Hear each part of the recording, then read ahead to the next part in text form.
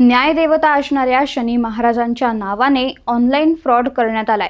आजकाल सगळं काही ऑनलाईन झालंय। अगदी ॲप्सच्या माध्यमातून देवाची पूजा सुद्धा ऑनलाईन केली जाते।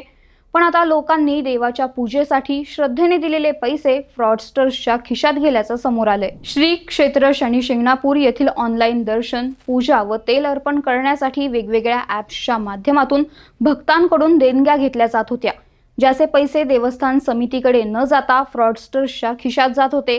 कालांतराने या ॲप्स मार्फत भक्तांची फसवणूक केली जात असल्याची कुणकुण लागताच सायबर पोलिसांमार्फत या संपूर्ण प्रकरणाचा तपास केला गेला आणि 3 ॲप्सच्या माध्यमातून हा सगळा कोट्यावधींचा फ्रॉड केला जात असल्याचं उघड झालं। हरिओम दर्शन ॲप, पूजा परिसेवा ॲप कोलकाता आणि वामा ॲप गुडगाव यांनी शनी शिंगणापूर देवस्थानची कुठलीही परवानगी न घेता बनावट ॲप तयार करून भाविकांची आर्थिक फसवणूक केलेली असल्याचे प्रथमदर्शनी निदर्शनास आले होते।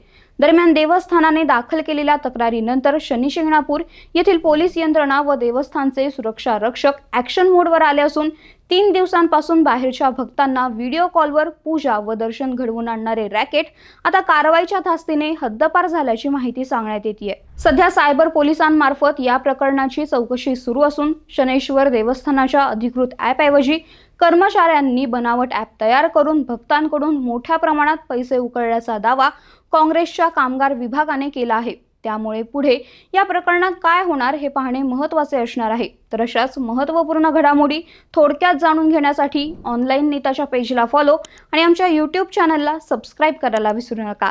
धन्यवाद।